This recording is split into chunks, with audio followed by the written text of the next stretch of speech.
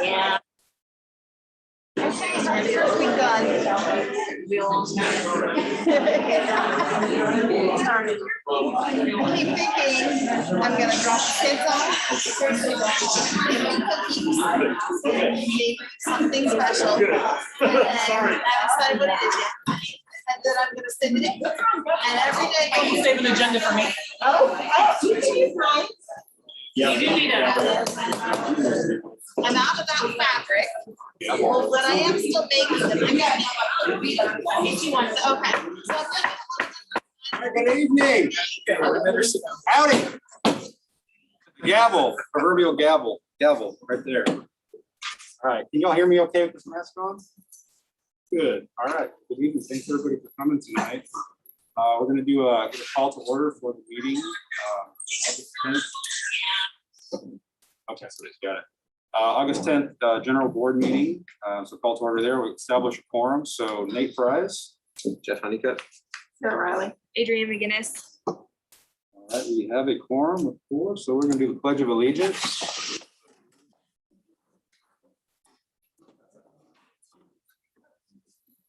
I pledge allegiance to the flag of the United States of America and to the republic for which it stands, one nation, under God, indivisible, with liberty and justice for all.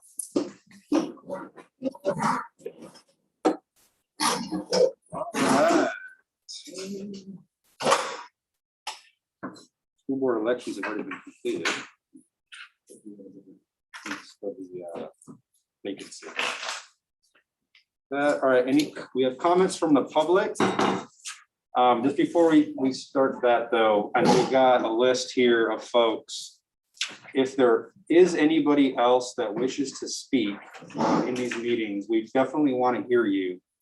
However, we have to have you signed up. So if you haven't signed up for tonight and you want to speak tonight, if you can see, there's a sign up sheet right over here on this table. We'll make sure we give you all time. Everyone will have 3 minutes to speak.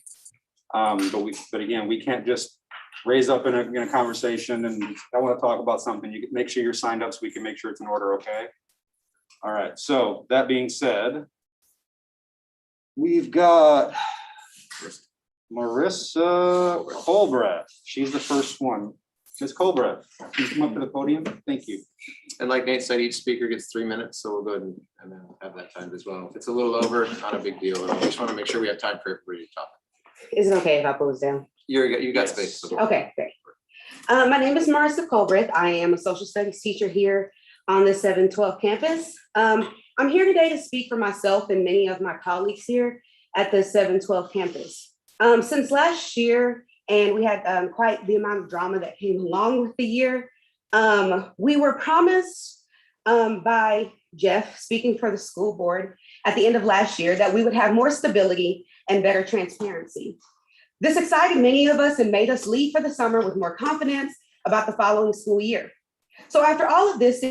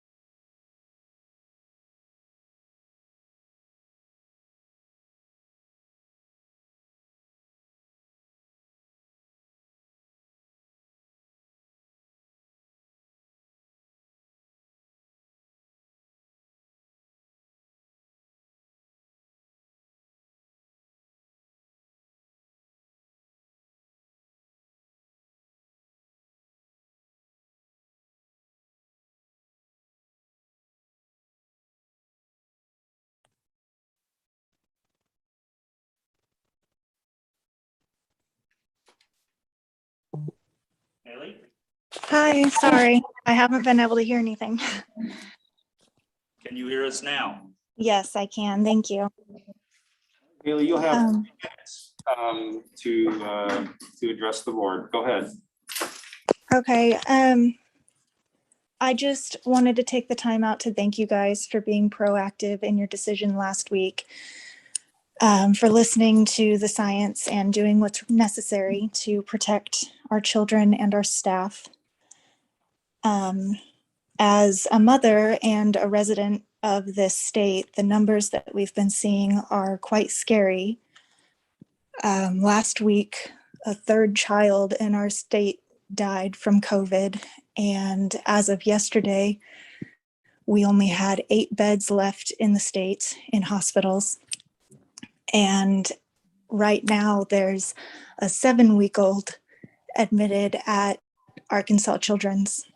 And it's just all very scary. So it's really nice to know, it's comforting that our school's leadership to stand behind us and do what's necessary with the safety measures to protect our student and our staff. So that was it. I just wanted to say thank you.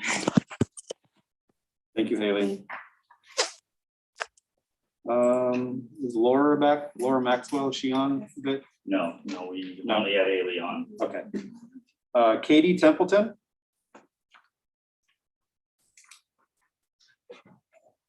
Katie Templeton? Okay. How about Roddy Little? Roddy, come on up.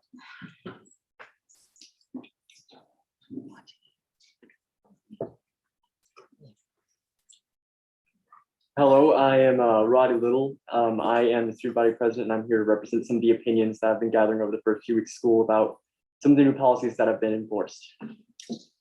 All right, so before I start, I'd like to thank you for listening to the student body at all and allowing me to speak, because I understand your authority on this subject is absolute, and we will respect any opinion you come to after today.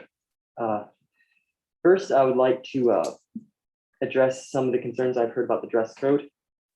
Namely, I've received a large argument, which I have a copy of if you'd like to see, about why corsets are now a new fashion trend and are not considered underwear anymore. I've received a very large, it's very convincing if you'd like to see it, if you'd like to receive these, as well as other arguments for other things. Thank you. Here you go. Thanks, Ron. In it, explains that the history and defines them, and explains that because they are not considered underwear, they do not directly violate any dress code policies, and they are not a distraction because they are normal in fashion nowadays. Now, another thing that we've seen is that the parking has been working, the new parking lot, and students are understanding that it is, and I've seen it working. However, there's one issue that near the end of the school day, many parents come and park in the students' parking lot, causing congestion, making it difficult for students and dangerous for students to get out, which is a huge concern. Also, it is illegal for parents to park along that street which they've been parking, because it is a fire zone or whatever the marking is. And it's just dangerous for students to be walking over to that parking lot while all these parents are traveling and trying to get through. Next, I would like to speak about, and I'm not too excited to speak about this one, but the cell phone policy that has been instated.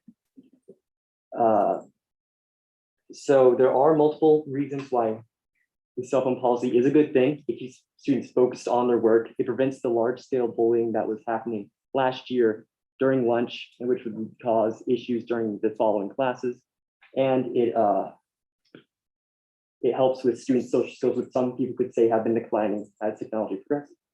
However, there are also downsides to the implementations of this policy, some of which are students can no longer take pictures of notes in their class without having to get permission, or if it's in their cell phone or if it's in their Chromebook locker, they can have to travel all the way there to get it and come back and take these pictures.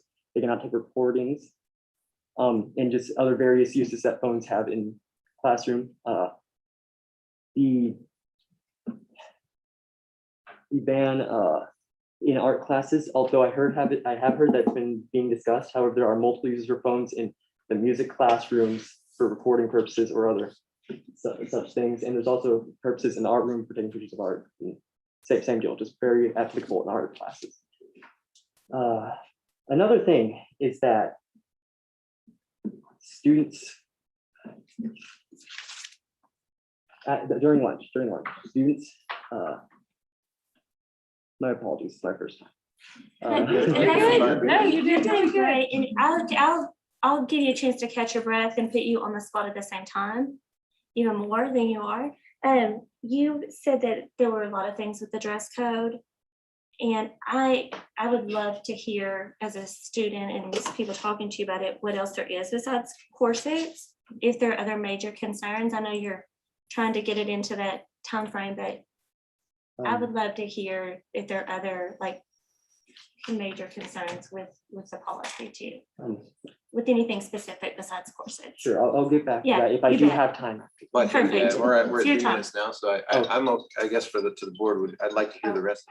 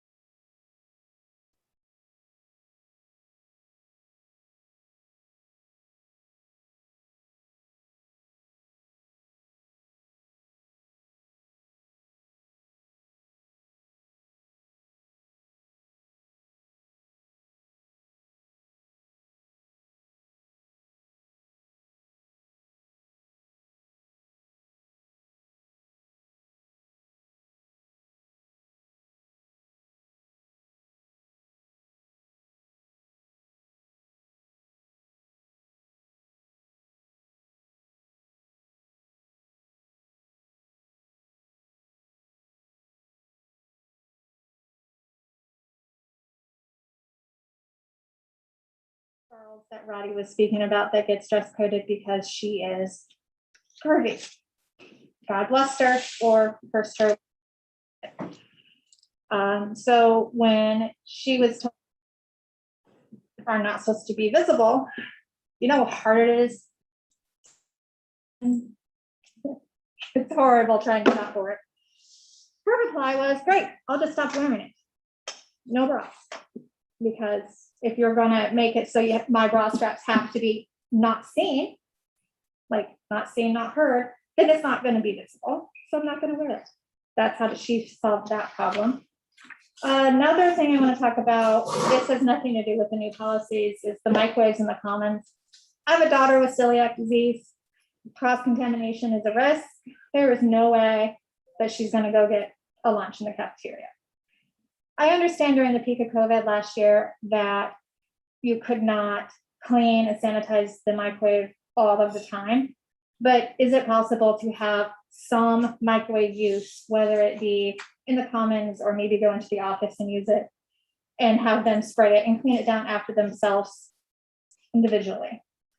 And the other thing I wanted to speak about, my phone was locked, was what Roddy talked about. I'm all for the cell phone policy, except I would like it if my children could. Apologies. It's okay. I would like it if my children can communicate with me during lunch. That's the only time I would like it. And that's the only time if I sent them a message saying, yo, Caitlin, you have got to take your sister home. I have to do something rather important with another child, pet, husband, what have you. Then she should be able to reply to me and I shouldn't have to call the office saying, hey, Miss Denise, I need to talk to Caitlin because I can't get to her. The other day, Whitney thought she was getting a migraine in the morning before school. So she's like, but I need to go because she's in 2 math classes and is obsessed with grades and mathematics. And so I couldn't have her say, well, text me during lunch. I had to call the office. They then called her down from her classroom to speak to me and then went to class, went to the nurse, and then the nurse called me again to make sure because they didn't have the forms yet. It was only Monday, it was only yesterday. So the forms haven't been processed for drugs and have you. And then it would make my life and everybody else's life a heck of a lot easier if they could only have them during lunch. I don't want them during the classroom. I'm a substitute as well. You find students sneaking them in pockets and earbuds and not paying attention, playing stupid games when they should be learning just at lunch. Because I can tell you what, all of you who have a lunch break, I am sure you're allowed to be on your phone during your lunch break. And I think she wants to speak about dress code. Yes, like Roddy said, we will completely conform to any rules that you make today and whatever decisions. I just want to speak on the other half, the female point of view for the dress code with midriffs and stuff. I understand no crop tops or T-tops, I understand that. But when it comes to T-shirts or something, it is incredibly hard to find a T-shirt that will fit and look nice on you and not show any part of your stomach when you raise your arm. It was incredibly hard for me to even find this wrap to be able to wear to school. It took me 3 different stores to find it. And I know some people don't have that time to go hunt for clothes that will conform to the new dress code with it. And the money, this was $40 in order to get this so I can wear something to school and not get dress coded. Because like Roddy said, it's really hard. Some of us get dress coded easily, I get dress coded all the time. If I fly dress code, some people don't, which I completely understand. It's hard to navigate that. But if I raise my arms up and it shows just a little bit of my stomach, I shouldn't have to be scared to raise my hand in class. Oh, I'm gonna get dress coded and I have nothing else to wear.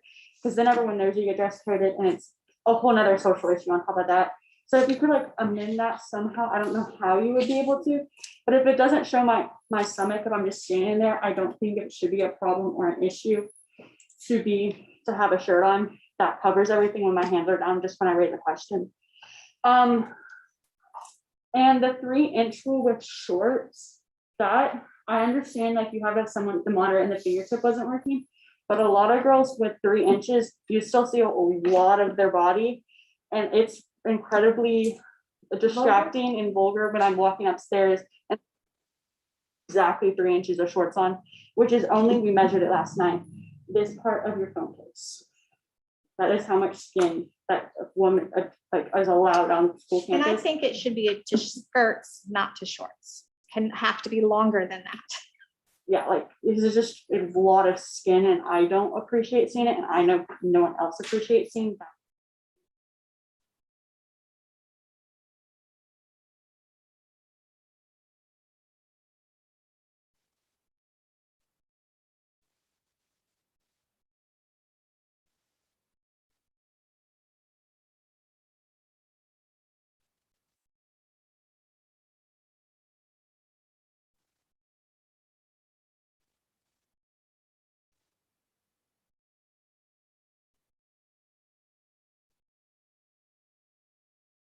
It's a lot of the rules that have been changed and slightly modified. Only My Target. daughter pants and men's oversized shirts for the past 3 days. And did you wear that to school today? Yeah. She wore this to school. This was the first outfit that she actually felt comfortable in wearing.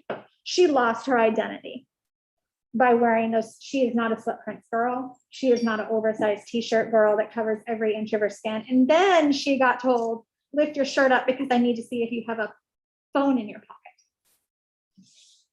which is ridiculous. So I just want to let you know, we're 2 minutes Yep. over. Is there any final? No, sir. Final piece? Okay, I Thank appreciate you it, very guys. much. Thank you guys. Thank you.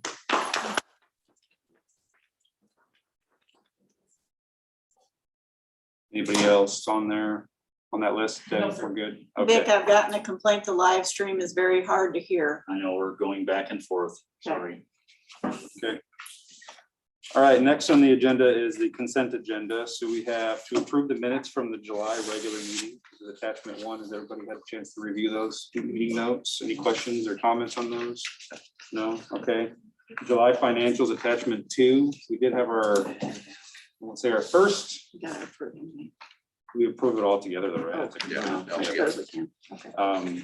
July, we had our first finance committee meeting last night with the new treasurer, Adrian. Thank you so much for being a part of that. I think we're gonna have some big things come out of that meeting to help us our finances and get ourselves in a even better financial situation that we're in right now. Any questions on the July financials or any discussion topics from the board? No. No? Okay. And then the enrollment report, which will be attachment 3. We reviewed that last week in the special meeting as well. Looks like there's not been a change since last week. Debbie, is that correct? I updated it slightly, but there, nothing significant. Nothing significant. So we have 1,190 enrolled. Matt, can you give us virtual numbers? Virtual numbers. Virtual numbers are. Can you come up here so everyone can hear you? Sorry. That was my fault. Yes. Introduce yourself, who you are. I could have used my teacher voice. You got the pretty shirt. Thank you. This is why you brought me up. I'm just glad I'm dressed. Sorry, So, Matt. The we- question was, can you please let us know the number you're up to virtual right now? Yes, we're up to 38 on our campus. So Do y'all have any more questions? So this is Rachel? Enrollment report, looking this up really quickly. I'm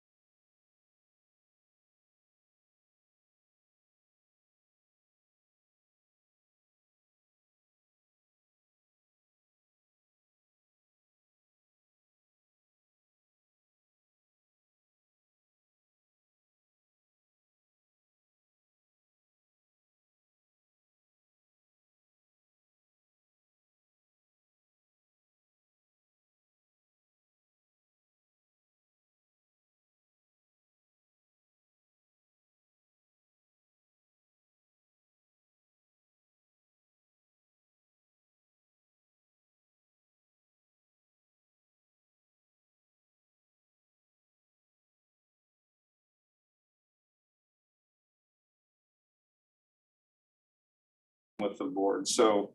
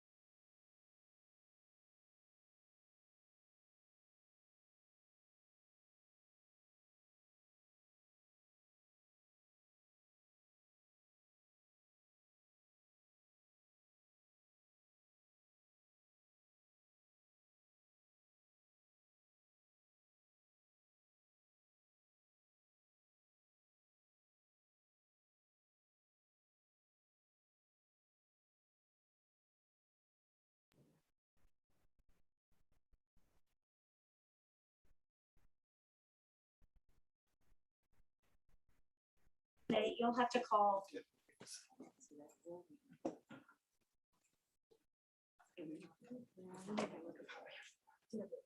I just want to gain some clarity. Oh,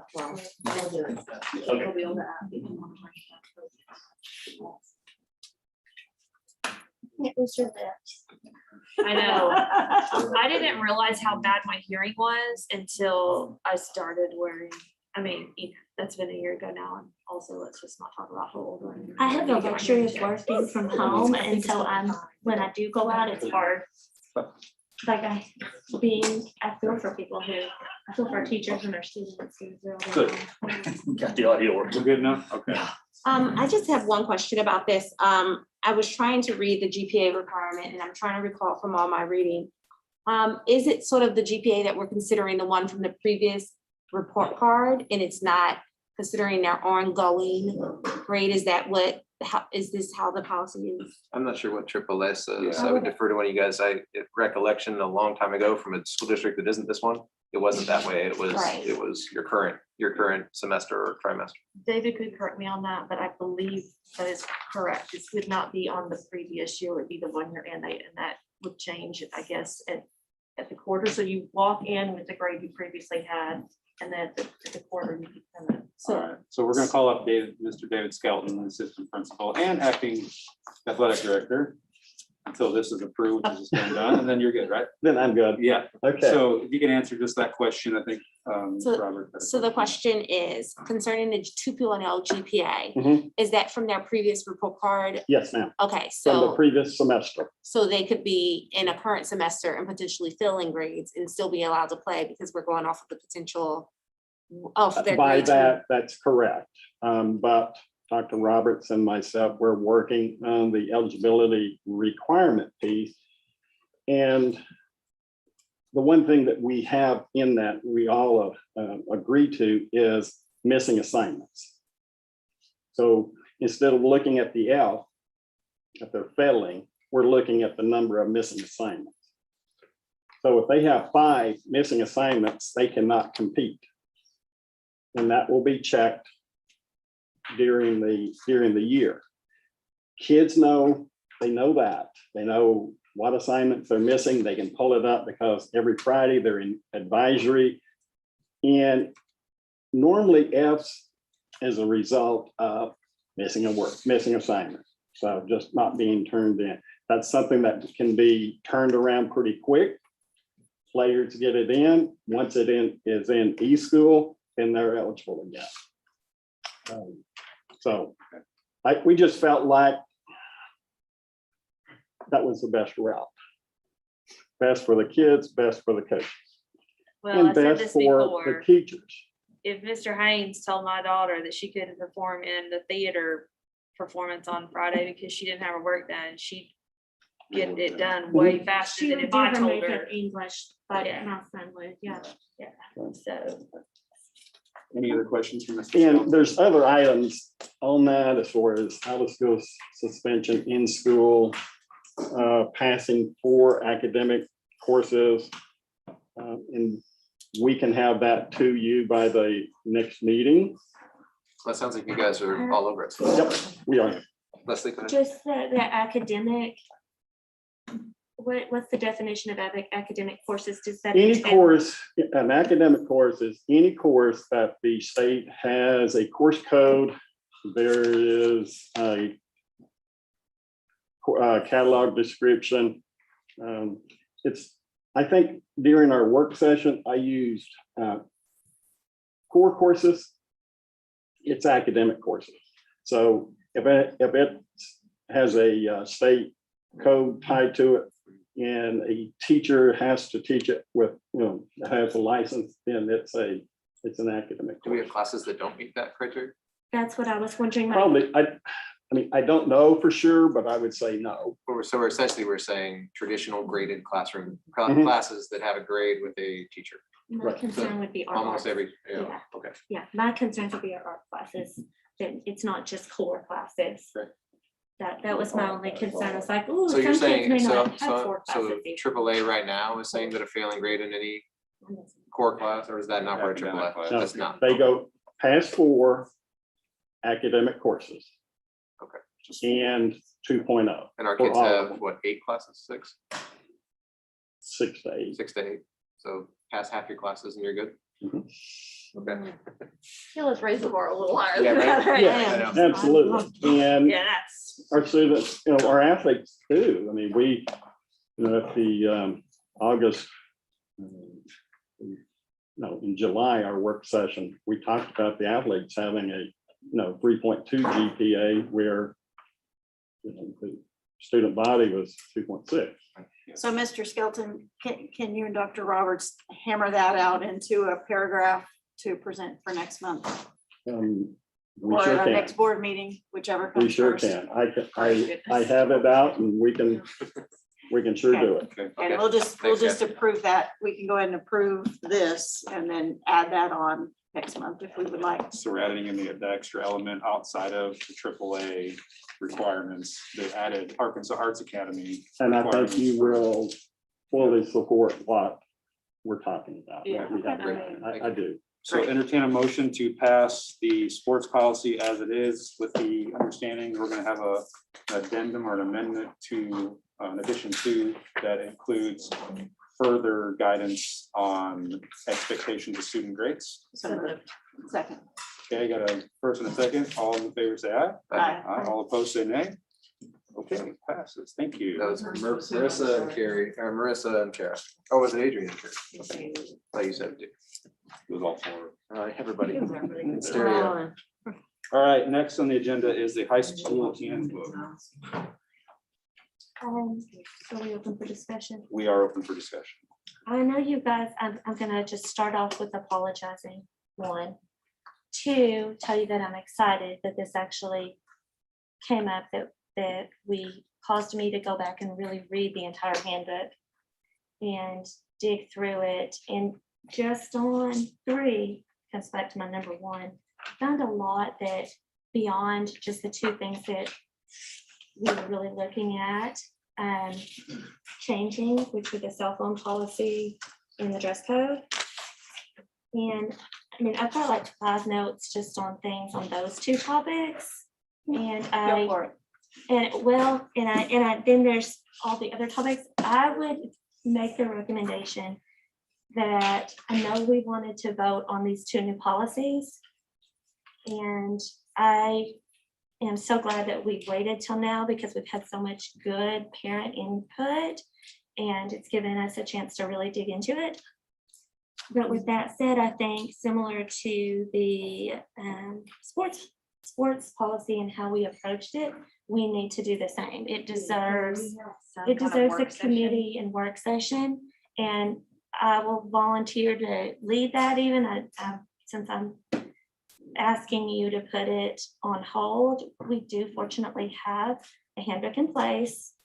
I do think we should address the cell phone policy, or more so even the procedures of what we are doing for the immediate, of how that should be until till we vote on anything different, which to me, that should be that we have to follow our current handbook.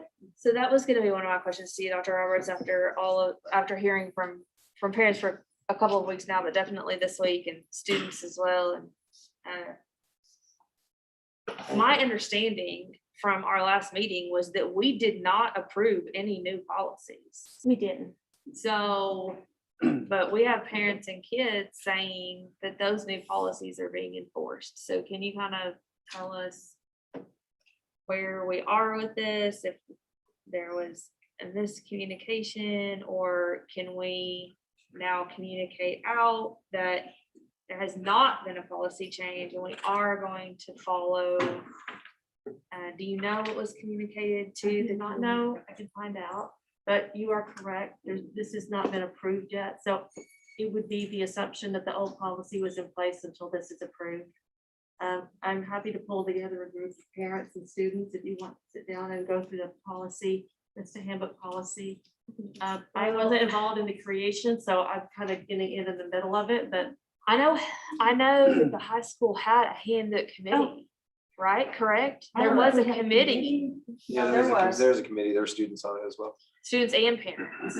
Yes. And is this This is the what product came out of of that that? committee. Yes. I think it needs to be reviewed and revised each year, so I think I'm fine with, I think we have a responsibility to review it and make recommendations each year. Yes, Dr. Can I Lee? ask Ms. Carpenter to come up and tell us what the old cell phone policy is?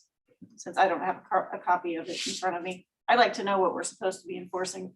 Yes, so the old cell phone policy was really left up to the teacher's discretion. And the difficulty with that is that there was no consistency. These kids have 8 teachers or more, definitely when they start switching between advisory and such. And so it's like, are phones allowed here? Are they not allowed here? Can I listen to music? Can I not listen to music? And not having that consistency throughout the entire building, it was just really confusing for these children, and they felt like they were being treated unfairly because it's allowed in one place, but it's not allowed in another. And same thing as an administrator, I want to support the teachers' decisions. Do I go into their classrooms and start taking phones away, or are they using them? Have they been told that that's okay? So changing the policy to this blanket of just no was our way of making it easier for everyone. So it's very clear and consistent for everyone, 7 through 12, every teacher, every subject. Each child is provided a Chromebook that should be able to do the majority of the things that their phones do, other than the, of course, communication with outside entities or getting on social media. Put you on the spot a little bit. Go for it. So you can say, I don't know. What are your teachers' thoughts on this? Like when this was communicated out in a staff meeting that it's up to you, were they on board with that? Did they want the? I got a round of applause when we said no cell phones anywhere from 8:30 to 6. I asked them, we had a good note. I had at least 4 students on the new handbook committee. I had several parents there as well, and staff, and Ms. Davis and I, our counselors. So they've done this committee, they had this committee like recently. But they haven't reviewed the entire, I mean, maybe they reviewed the entire handbook. But I went through. If we're responsible in voting for it, I would have liked to have known about the meeting. so that can We get the started communicating in May that if you wanted to be part of the handbook committee, please tell us. If you want to be part of the handbook committee, please tell us. I sent out another post, I know at least a week before, saying last chance, if you want to be part of the committee, please tell us. I had people email me the day of, and I was like, we're starting in an hour, come on in. It was virtual and in person. So I apologize if my communication was not very clear, but I'm pretty good at posting things. And I like some of the recommendations. I don't want to miscommunicate that at all.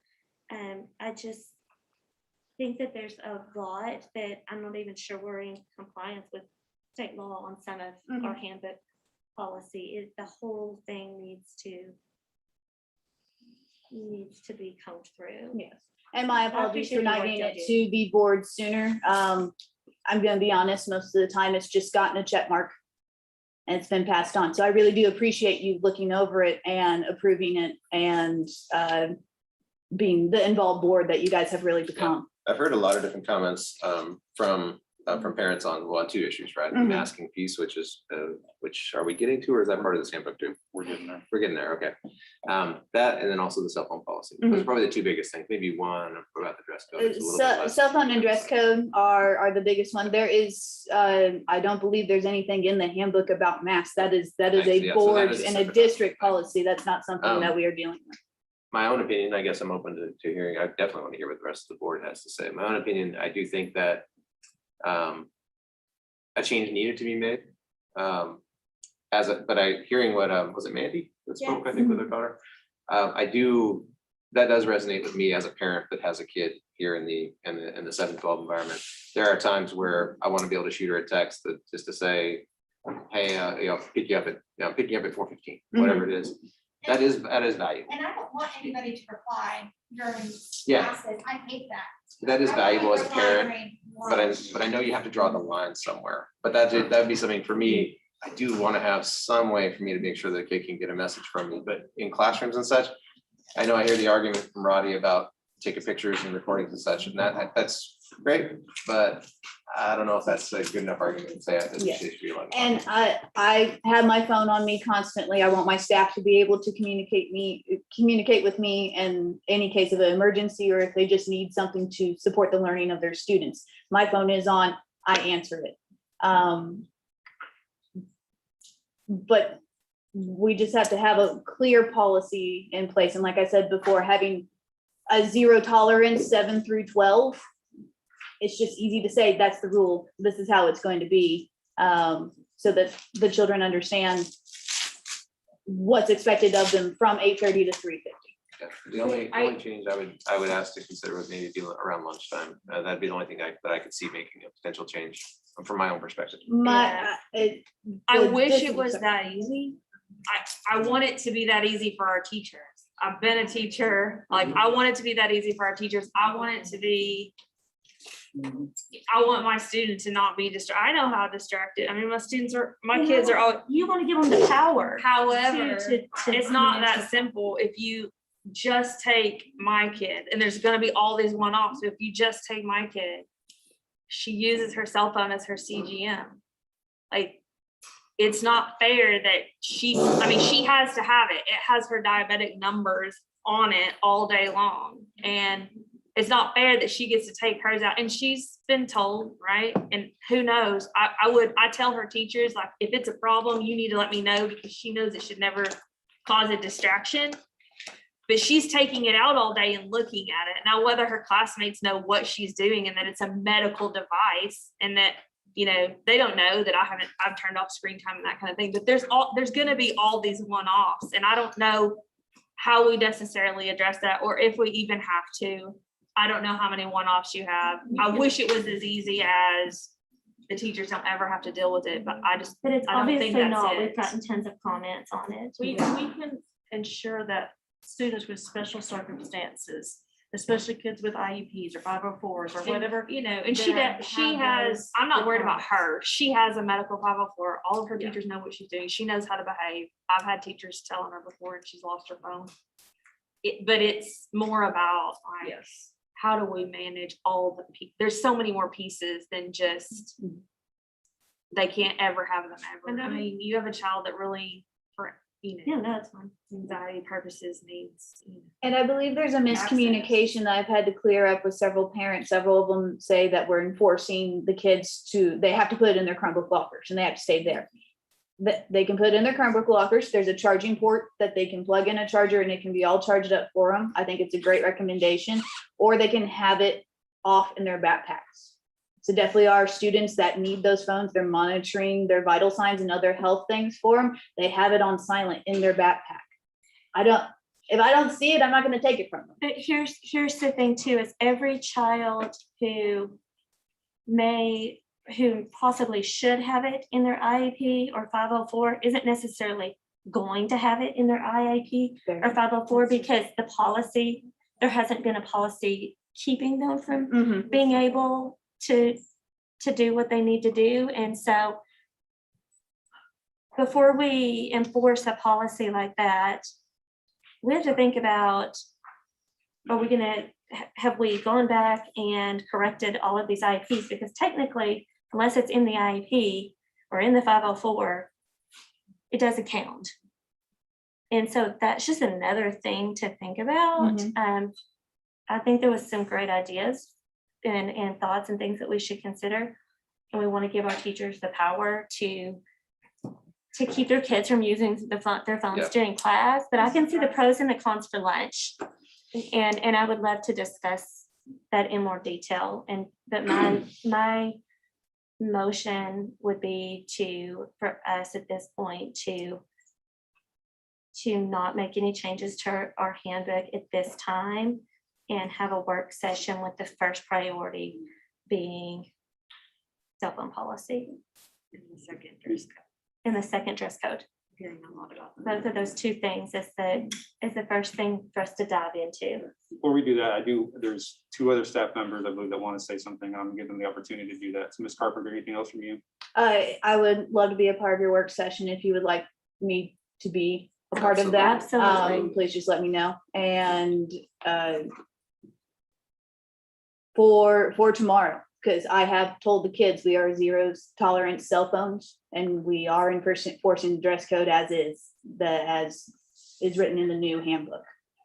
Would you like me to announce to them that we are backtracking and they are now allowed to have their cell phones out based on teacher discretion? And really the biggest change in the dress code is the more of the enforcement and clarification of what a costume is, and also theatrical makeup, which kind of also goes into the costume There's area. the buttocks part is defined and all of that as well. I think that was. So corsets, I mean, we heard about corsets and knee highs and short length. Are those things existing from the past policy? The past policy, had Past dress code. yes, and I also believe there is kind of a miscommunication on the socks. What was stated is the thigh-high leggings. We don't want to see the lace at the top, right, because it's on your thigh. Right. You got knee-high socks, rock them. They're cool. Definitely the rainbow. What's the process for, I don't know the terminology, dress coding someone? Is that what you say? Yes, I have told all of my staff that no one dress codes anyone except for myself or Miss Davis. If the staff is concerned about someone, they can text me and tell me, hey, will you check this kid out? I think they're out of dress code. And then I go and I find them. I don't tell them where I got the information, but that just helps because there was some issues last year of kids again feeling like they were being treated unfairly. And if there's only 2 people that are doing the dress code and it's the 2 people that made the dress code policy, it's going to be to the T. Yeah, I have 2 children that were close to the same age and they would switch clothes. One happens to be a C top, one an A top or an A. And I can tell you definitely the one with the C top would get called out more on things. And I think that's great that you've got a policy in place for who gets to make that call, because it's not an easy call to make. And I think we want to set things up for you that one are within law, because some things we don't even get to decide on. It's just the state's already said this is the rule. So midriffs are the rule. It's the rule. I don't necessarily agree with midriffs being a rule, but it doesn't matter. Wear undershirts. Because it's the rule. I mean, there's rules that are written into state policies. I think that's what we need to re-examine, and then examining. We want to set you up for being able to put things in policy that are enforceable. I don't want to have things in our policy book that are a lot of gray areas. And the dress code definitely is one. It's my least favorite conversation to have with kids. Really, truly. My 2 cents, I respect everything Leslie said. My 2 cents, I would probably go against that, or probably disagree with her, and say that if parents, teachers, students, and administration were involved in the creation of the existing policy, even though there are a couple of things like the cell phone piece, I would see, maybe I'd want to see a slight change for that in my own personal, opinion. It's not a big enough quarrel on my side where I would say to not move forward with the handbook policy as it is. So that's what my 2 cents would be. I just want to clarify, Dr. Roberts, you were not a part of this, right? So we have a new CEO that was not able to sit in on this discussion and policy making process. I think that's another thing that I would be concerned about. And 3 new board members that weren't. I guess it doesn't matter. I did get a copy of the handbook before I came on and previewed it and kind of questioned a few things. But also without knowing the school culture and the development of the process, I mean, it would be hard for me to know really where that is. So I mean, we want the most productive, engaging environment for students and teachers. So whatever that looks like, if that's the most inclusive and supportive. The tech department really wants me to let you know that students can reach their parents via email at any time.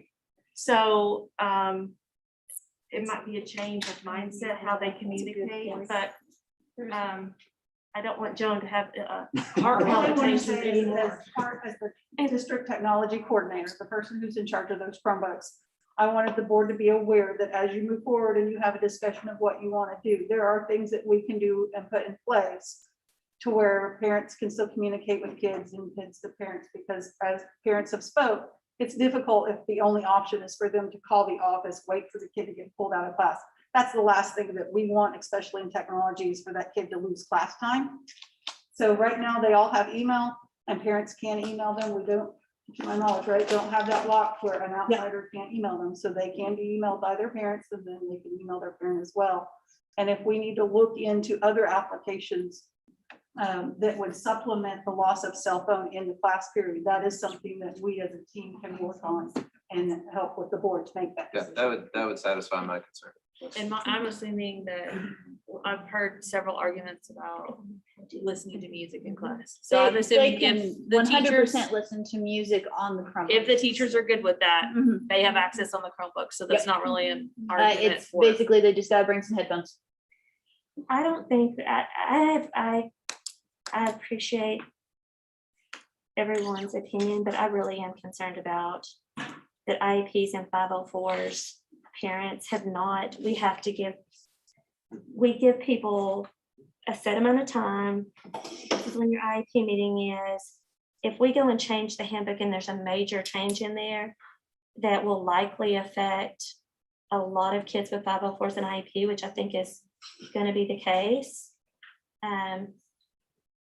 We're going to have to schedule IEP. It's their parents' right to call. And in between that time,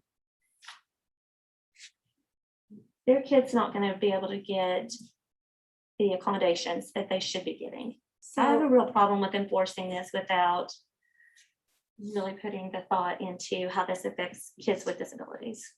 So I think there is a way that we can move forward with this policy and with a 90-day window for anyone who has an IEP or 504 that, that their parent sends a communication that, I would like this reviewed, to possibly be included in my child's because they have this actual need. Hearing a piece that parents are actually able to communicate with their kids other ways other than a cell phone text is very reassuring to me because that was my main concern. But I would want to make sure that that's limited to parents, because if that then just becomes another way for kids to, if that technology can somehow be worked around where kids are communicating that way, then that's just the new way to communicate. But I know for several parents who just want to be able to reach their child or their child to be able to reach them, then that sort of alleviates that. My biggest concern is with the dress code. As a teen, I was very, very curvy with a longer torso. So a lot of the t-shirts that would work for my peers that were part of like what my teen identity was, because that was the cool clothes, would look very different on me than they would look on other students. And I was notoriously dress coded for basically my body. Which may be what happens to some kids. And I believe that's unfair. I just need to try to make sure that that does not, because for me, that made me almost ashamed when one child could wear a shirt and I could not, and it was the same shirt and I just looked different and I was in trouble for it. So that is just like there has to be a way to work around that. I understand like the midriff and I understand wearing like a tank under that, but my concerns especially was the cleavage. As someone who was a double D at 16 years old, there's just, your shirt is going to fit differently. So I just think that we just really don't want to put policies in place that will make some girls body conscious, in terms of the way that they're, or boys, excuse me. Our dress code policy is gender neutral. Well, but yes, I understand. I understand what you mean. It's Yes. much more of an issue for girls. Yes. And I'd love to be part of the work session if we want to continue with this. Honestly, the past couple days, I have gotten on to a couple girls about their midriff showing and just said, you got do the arm check. You can't do this before you leave the house and your belly showing. You need to wear a tank top underneath. I'm quite curvy myself. My midriff does not show when I am at work. So I feel like anyone can kind of follow that policy if I can in my present state. And I would agree with that, but you're wearing a dress that you Made for maternity. and you want to wear it. Like if all the girls want to wear the baby tees look different on some babies. Yep. So, Yes, ma'am.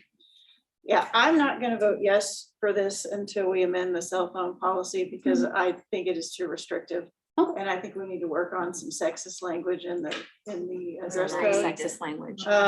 So I would like to propose that we get a work session together between now and the next board meeting and invite anyone who would like to come to come in and comment and express their opinion, and anyone that was on the original committee would be welcome.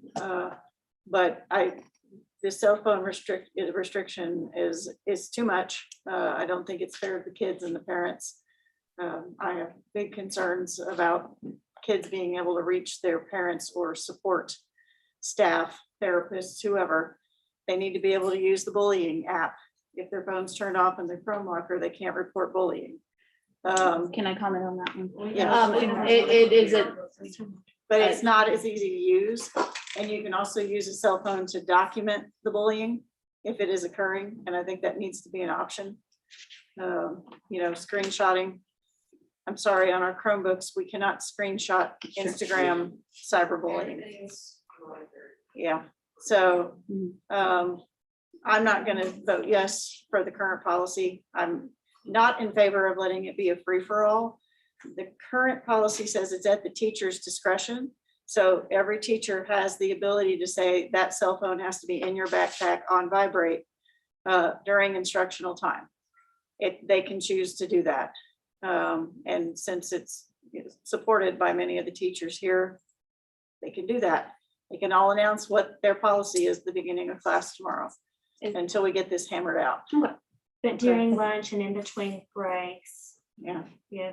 I want my kids to be able to get in touch with me. Me And I too. realize they can email me, but when I'm It's working, not the same. when I'm working, seeing 25 people a day and they're going between classes, email is not as easy to communicate with. So it sounds like we're all over the board. So Yeah. I will say it probably makes sense to spend more time on it. As much as we are all over the place, we need to spend more time. I think that's Before we entertain that motion, Mr. Farmer, did you want to speak, or did Joan cover what you wanted to talk about? So, Can you come up here? Yes. Come up here. no, I just I wanted to ask for clarification from the board, which has already been clarified, but I wanted to state it just again. Earlier, you made the suggestion of the work session that it sounded like it was only open to parents and students. I just wanted to request that that be open to staff and teachers as well. Yes, And absolutely. Anybody who wants to Yep. come. That has I not was been under the stated impression by that was Dr. open Ryan. to teachers. Was I incorrect on that? Our handbook committee was open to all stakeholders. Okay. And we did have a handful of But teachers join us. I agree. It's important that you guys, the teachers, are able to participate in that as well. Okay. All right. Thank you. Thank you, Mr. Farmer. I know we can go back on video and, we can do that. I took notes, but I think it's important that we revisit what we heard from Roddy as well. So, not only on the dress code, but on the cell phones. I think it's really important to note something specifically that he said about lunch times, where we as adults we're all wanting to teach them how to interact as human beings, but there are those kids who that's putting more pressure on them, and lunchtime may be their only downtime. And it may be that they're having to be on in every one of those classes, and their brain is just having to work so hard to be engaged, to be in that class and be present.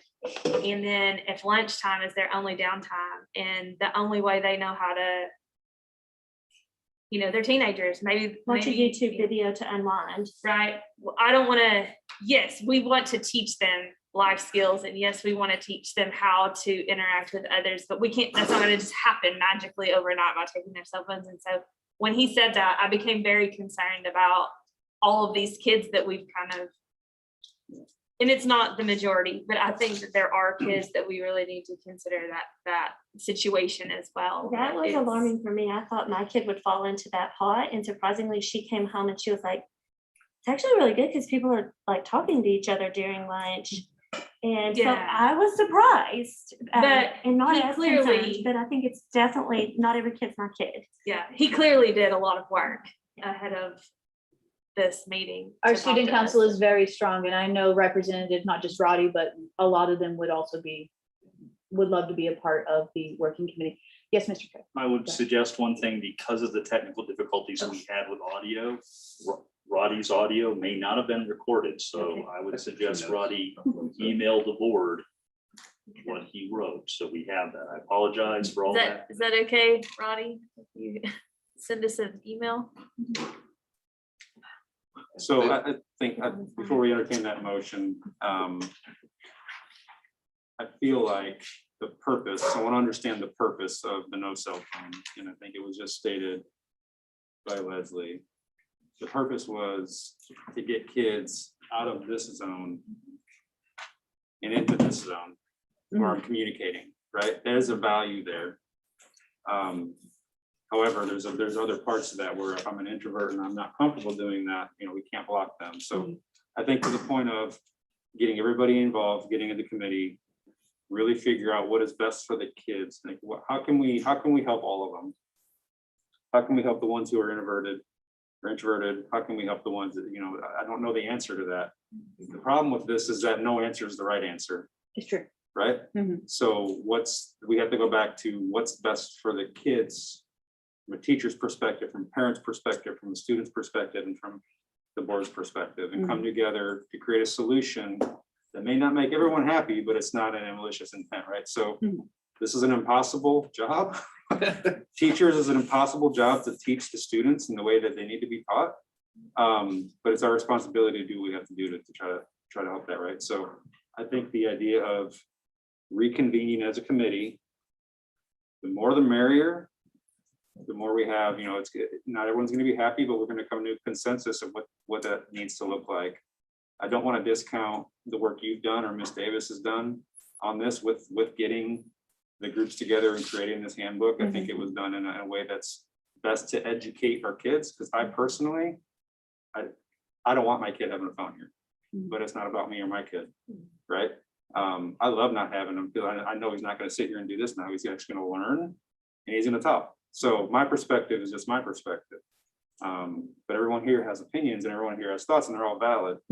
So thank you and Mrs. Davis for putting it together and doing that. Obviously, we need to go back to the whiteboard and hammer some things out. So let's do that. So I'd like to entertain a motion to create a committee. Are you in charge of this committee? Did I just invite you? I think that Dr. Roberts Okay. should be in charge of it, but I'll be happy to lead it or do From anything the board extra that perspective. from a board Be the perspective board that she may representative. need. Perfect. So entertain a motion to reconvene on this, get a committee together. Board from the board representative would be Leslie. Anyone else wants to join that? Obviously, I'll bring that's back all doing that. recommendations. Can I just bring something up? Because Mrs. Carpenter asked a valid question. She asked if she should be revoking what this policy that had not been approved and has sort of been presented to the students as like the law that they're all already receiving.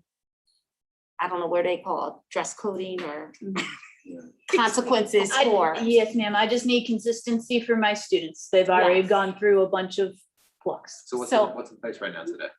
Well, this- it's not a matter of what's in place, it's what they've been told, Right. right? Yes. Which is, So what has been told to them since we started on Wednesday is that we are zero tolerance on phones from 8:30 to. Enforced for the last few Yes, days. well, they were given warnings all last week and yesterday and today. We started collecting phones and I started dress coding people. So Go ahead. Melissa, just for consistency, that hasn't been approved, so it can't really be. Yes. that's what I'm enforced. gonna Should say. this happen. So my answer to that would be yes, you will be revoking what was told to the students because it just was not board approved yet. Yep. I would suggest, however, that there be a way to enforce more strongly or more clearly the policy that is in place and that it's at board's discretion, at the teacher's discretion. Maybe a teacher who does not allow cell phone use during the classroom could make that clear and it be on the outside of their door, like accurate, like labeled so that it's, while some teachers may be, it gains that clarity. And maybe there's 5 things that means underneath it. There's no there's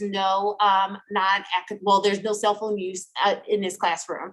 All academic electronic use will be performed on a Chromebook, this, that, and the other. If you have a medical concern, there's ways that we can more so label our current policy more effectively and gain that clarity that you're seeking while we work through this process. But we cannot enforce things that have not been board approved yet. Understood. So tomorrow I will announce to the student body and to the teachers that we will go back to the old policy of cell phones use in the classroom is up to the discretion of the teachers. I will make them all signs on colored paper so that it's consistent, that if there's it'll depend on what color I have in the office, it's probably green. And that will be posted. You are so good at like detailing it all out. But what I would suggest is we probably need to vote first on whatever it is, if we're gonna accept these recommendations or not.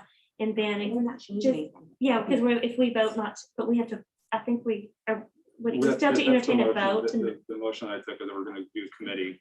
Okay, But to to do her a committee. question, it was just, it hasn't been approved, so she needs to So revert back. I to just, the- I want would just totally- clarification from the board. So, If the board votes to go to Mhm. committee and not approve this tonight, then I would think that you guys could look to Dr. Roberts, your administration could look to Dr. Roberts and figure that out with her to how to enforce the existing policy.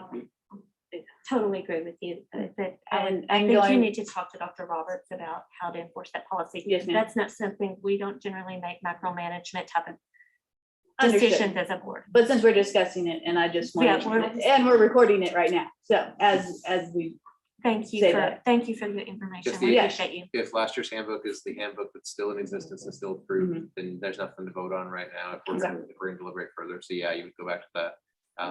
And given that we're a hung jury at this point, and rightfully so, then I would make the motion that Nate brought to the table, which would be that we would have a revisit the committee for the handbook with I think with Dr. Roberts Roberts- piloting and Leslie as the primary board representative. Excellent. So I'll Thank make that motion. So moved. First, yeah, first, Second. second, whatever. All in favor, say aye. Aye. All opposed? All right, thank you.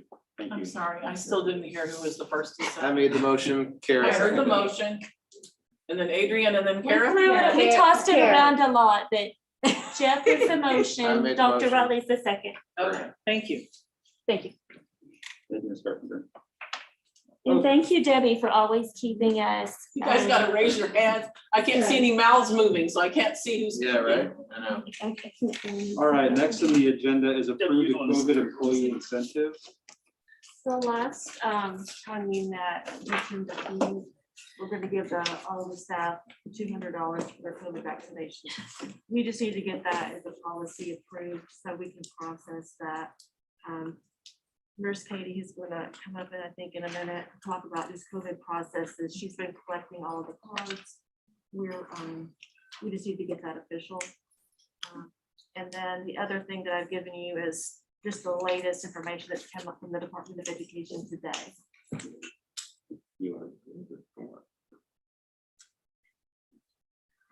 So we need a motion to approve the incentive. Yes. So moved. I think, sorry, we just had a little thing. Alright. Is there?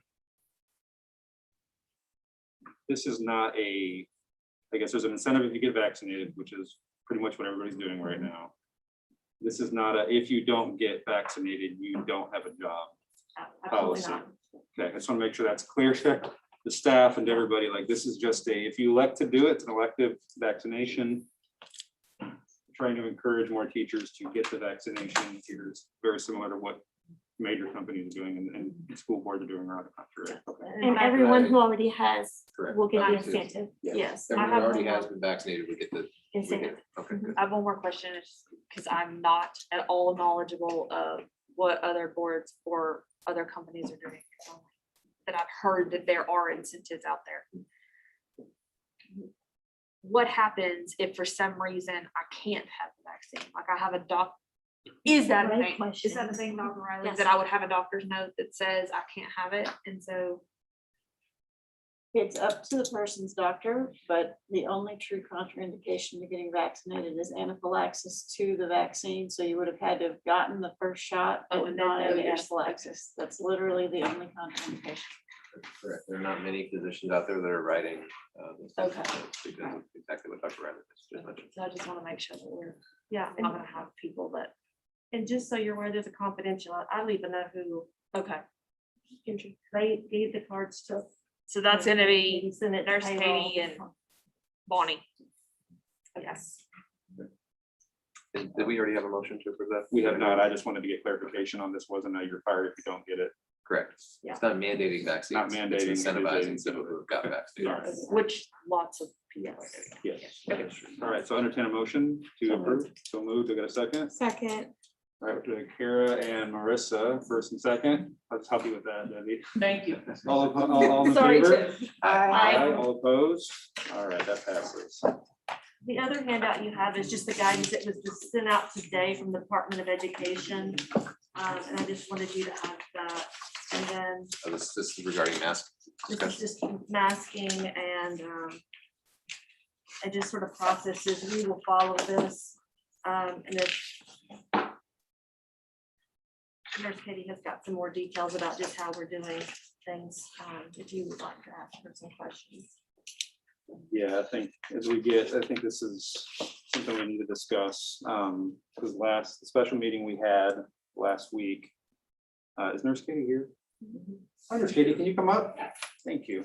We had I won't call it a revision, but we had a revision to the mask policy that stated that we're highly encouraging folks to use masks because the science and showed that more people that wear masks, it helps out with the transmission of the disease. However, there was currently the Act 1002 or 1004, 1002 that the governor was trying to get overturned, if you will. That failed this last week, I believe. And so what has happened is that Judge Tim Fox has issued a temporary restraining order that prohibits those acts 1002, 1000 and of 2021 pending court rulings on that. So what that puts us in a position right now, my understanding, is that we currently have that ability to make those mandates as a school district. Is that correct? Yes, and I talked Based to our on that. legal counsel as advised by the Department of Education. And that's bullet that's highlighted in their document. I talked to our legal counsel. We do have that ability until further decisions are made by the Supreme Court.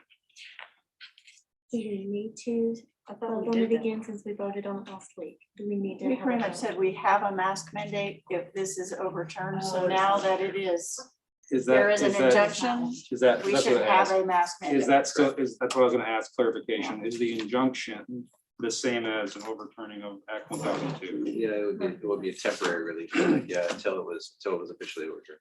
But yes, as of right now, legally in the state of Arkansas, we would have the right to enforce a mask mandate. I thought the last policy we approved would automatically go into force. It does. It does. That is what we discussed. I just But I wanted think have we clarification on the- communicated that out to our community? Like, have we, No. okay, so So we I need think to do our, that. probably our, maybe, Dr. Roberts, would you be communicating that out to all of them? yes, okay, so effective immediately, right? Is that, Yes. so we're not voting on anything, we already put this in place, correct? Okay, you got it. Sorry, Katie, it's your turn. You want to Just give us to, an just to update? I just want to illustrate the why. I tried to do this last week too, but many of you guys have seen this, but that's data from the CDC for COVID cases in Arkansas, the state of Arkansas.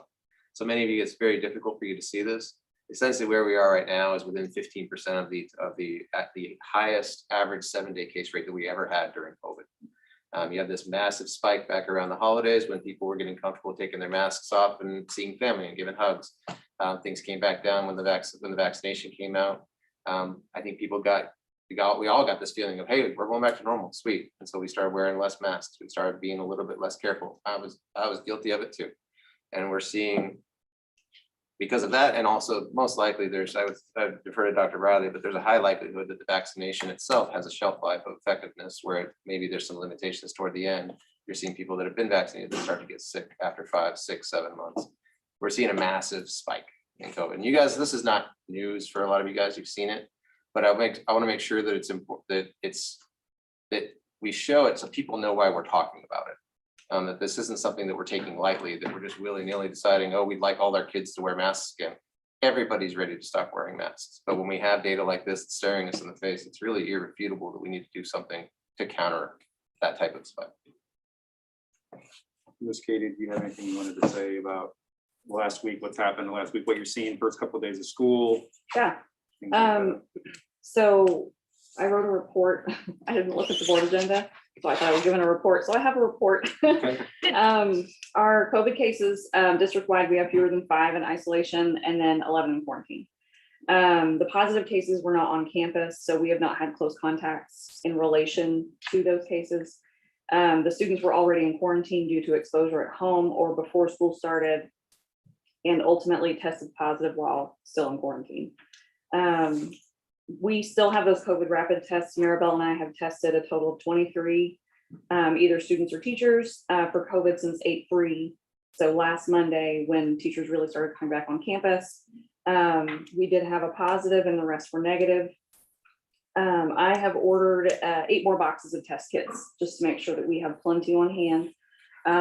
It's also something that when I call a parent and I've isolated their child because of a certain symptom, whether it's fever or sore throat, or I called parent and I offer, we have these. If you are okay with me using that, if not, if your child's never had one, I'm certainly not going to traumatize them. They're little on our campus. But I've had several parents take me up on it. I've had several children that were fine with me testing them. I had one little boy that I explained it to him. He said, I do not want to do that. And I said, that's fine. But I think the tests are helpful in kind of giving parents a guide when they come to pick up their kids.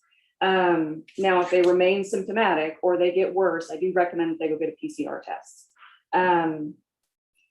Vaccination, 68% of our staff district-wide have been fully vaccinated. This is lower than my last report because we have new staff. And I may not have proof of vaccination, even though they may be vaccinated. I just don't have that proof yet. Approximately 28% of our students that are eligible for COVID vaccination are fully vaccinated. We will also be holding another COVID vaccine clinic, not this Friday, but next Friday, the 20th. At the high school campus here from 9 to noon. It's going to be through Debbie's Pharmacy again. Andrew Mize is the pharmacist there, and he's been amazing. He's been very helpful. So I come over, he and I give shots. It takes about 3 hours. And then we will hold another clinic 3 weeks later because it's the Pfizer vaccine. So for those kids, the students, we hold on to their cards just so there's no, oh, I lost my card. And then when they get their second dose, we send them home with their card. This shot clinic, we're also opening that up to if families want to come, if they want to get vaccinated, if they have another child that maybe doesn't attend, but they're eligible, they're welcome to fill out a consent form. We have posted that online. Victor sent out a blast. So parents have those consent forms, they can fill them out, send them back to us. And that is how parents are signing up this time. We did a sign up last time, and then there was also a consent form, and parents were confused that they thought the sign up was the consent. And so there was an issue there, but and then the Fayetteville School District passed their mask policy last night.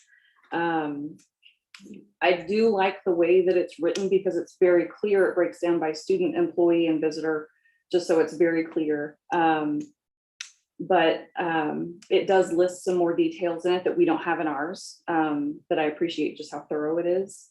And it does recognize that students may be exempt from this policy by the school principal due to a documented medical condition. We know that we have children that have sensory issues. Masks are challenging, they're difficult. For some children, masks cause anxiety. We want all of our kids to be learning in person. Virtual learning was very hard for a lot of our kids. And we had several students last year who remained virtual because they have a family member at home who is immune compromised. So they stayed home because they thought that was the best choice. But when it came to their education, maybe they regressed. We need to be able to provide a safe place for all of our kids to learn. And I think right now that's masks. For as many kids are willing to wear them, that's going to provide the safest environment so that all of our parents feel comfortable sending their children. So quick question. Oh, sorry. Go ahead. I'm sorry, I just wanted to clarify. If you have a child that has a 504 or an IEP and you feel like it is truly not possible for your child to mask, you can put it in their IEP or their 504 that they do not have to mask. And we discussed it. I don't know if we need to put it in writing in our current mask policy, but that was discussed when we did last year's mask policy. Okay. That one way to exempt your child from wearing a mask is if they have a documented condition that leads to a 504 or an IEP, and they are truly not capable of masking, you can put it in their IEP at their meeting that they do not have to wear a mask. That is a way to formally address the issue if you truly don't think your child can mask. So one quick question. When we saw, just looking, going back on the data dork, I think you guys know that by now. And I just gave it away here in front of everybody. Looking back to the last major spike that we had in the schools, we were still mandating masks during that time between Thanksgiving and say the middle of January. Now you got 2 weeks off for Christmas, but we were still mandating masks, correct? And because you were knee deep in that with the kids. At that time when we saw a massive spike in the state of Arkansas as a general population, did you see a massive spike with kids, or was it, yeah? Yes, we saw spikes on campus. So when we started the school year, I wanted us to have a metric to determine what decisions we would make moving forward. Last year, we were told by Department of Education that there would be different levels of response. But what our teachers, what our schools, or what our staff really wanted was, what metric are we basing this off of? Why are we red? Why are we yellow?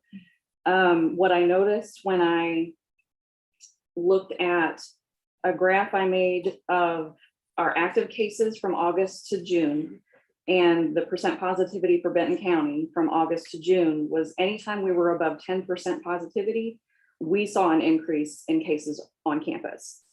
The community? Yes. Yeah. So where we saw, us rise to 14%, we had more active cases on campus. I really do owe this to masks. And I know some of it too was spacing, because we did have more space on campus last year because we had more students who were virtual. There was never a time where I sent home a kid who was a close contact from school who then later tested positive. Yeah. So a lot of the cases came from either exposure from home because parents have to work, and or families coming in from out of town, or just the holidays, or how lax we became. Around contact tracing for those cases, did we determine how much, was there a large percent of those that took place in the school? And it sounds like what you're saying is that that was probably not the case as much. Right. That there wasn't as much kid-to-kid transmission in Right. school, which is important to know, because really what I'm getting at, I'm not being too transparent or too vague, I guess. Is it the effectiveness of masks in the school? And that, to me, that illustrates that there was a positive effect, that we did reduce the transmissions inside from kid to kid by them wearing masks. I see where they are effective, and I know that this is anecdotal, this is just my own experience, but I had students in my office who were ill. I triaged them, assessed them, took them to isolation. They ended up testing positive the following day or within the next few days. I did not catch COVID. I caught COVID from a family member because we were hanging out maskless. But I was diligent about mask wearing, especially, with kids, and we had the protective shield as well.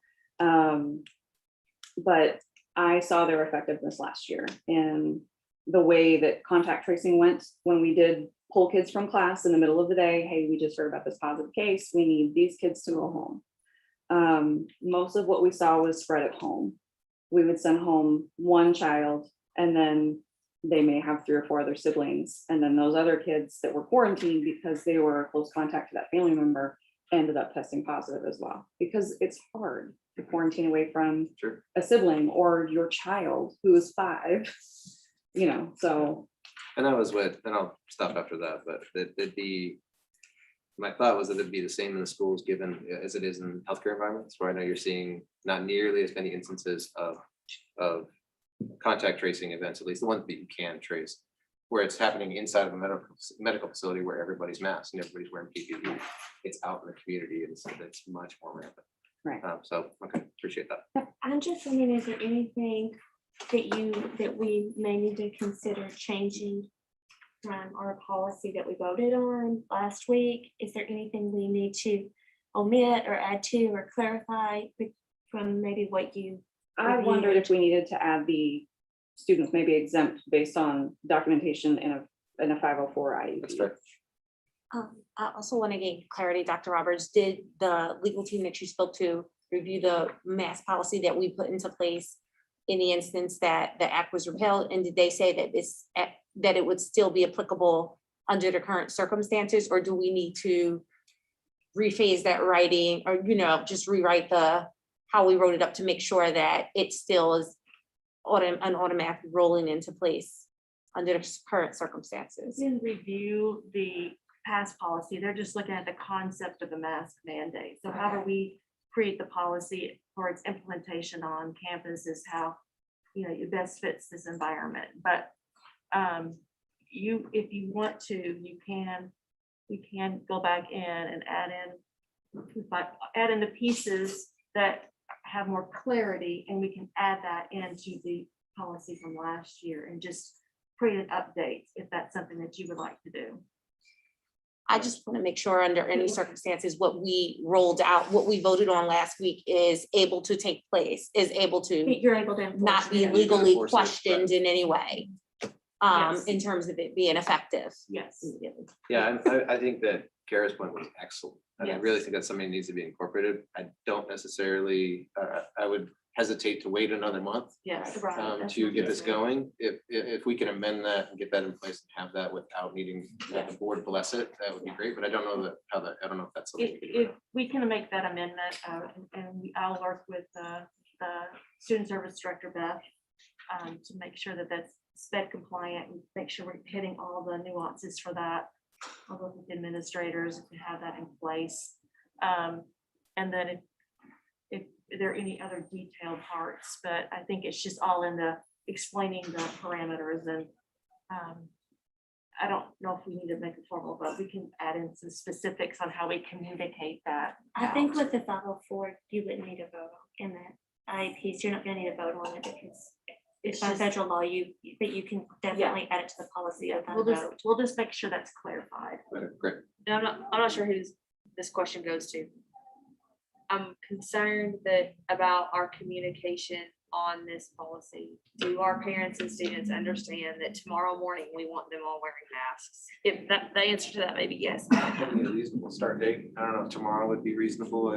Well, I'm just saying because we voted on it last time that it would roll over. I don't know what's been communicated. So have we? Nothing's been communicated to parents as far as when this would go into effect, because I think it was pending the meeting tonight. Dr. Roberts, I'd defer to your thoughts on that. Yeah, I would what think are- that yeah. A reasonable time could be as early as next Monday or something like that. I wouldn't say it's tomorrow. Well, I just didn't know if we had someone had already communicated that out. We can communicate after the board meeting tonight. We'll get that information out that this is what we're gonna do.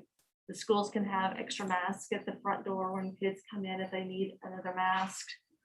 We have a virtual option if there is a complete issue with not wanting to be here, but we highly encourage kids to be on campus. We want it to be a safe place. We're trying to make it a safe place. And just in addition, we're looking at fuming the buildings. So we're getting bids on additional sanitation for all the classes at the end of the day.